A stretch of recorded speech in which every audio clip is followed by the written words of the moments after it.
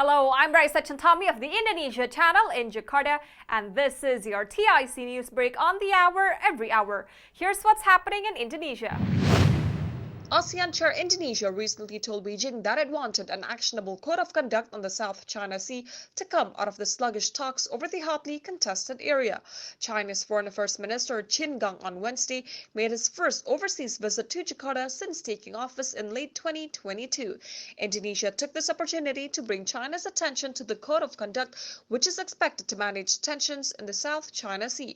China pledged to work with the Southeast Asian bloc to implement the Declaration of Conduct, a non-binding document inked by Beijing and ASEAN member states in 2002. When ASEAN foreign ministers assembled in Jakarta earlier this month, the Southeast Asian bloc agreed to intensify COC negotiations under Indonesia's chairmanship.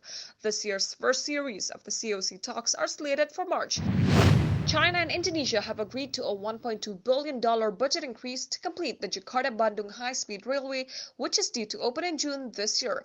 The railway is being built by the PT-KCIC consortium, with Indonesian companies including Wijaya Karya and PT-KAI controlling 60% and China Railway Engineering and other Chinese companies controlling 40%. The project is being part-funded with a loan from the China Development Bank. In October 2022, with the line then 88.8% complete, PT-KCC revealed that the project was $2 billion over budget, the cost having risen to $7.36 billion. While China initially disputed the level of overspend, PT-KCIC's calculation was subsequently confirmed. According to Energy Minister Arifin Tasrif, Indonesia still has 68 unexplored oil and gas basins across the archipelago. Government data shows that Indonesia is home to a total of 128 basins. However, the country's oil and gas production comes only out of 20 basins. The country's proven reserves totaled 42.93 trillion cubic feet. In 2022, Indonesia distributed nearly 37 billion British thermal units per day of natural gas across the country, with about 32% of the produced natural gas for exports. In the financial markets, here's how stocks and the currency opened in Jakarta and around the region.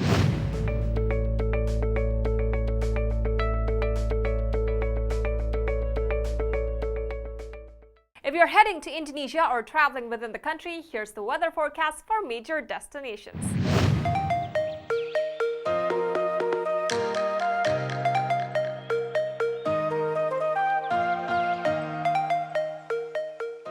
And that's what's happening in Indonesia. I'm Raisa Chantami with your TIC News Break.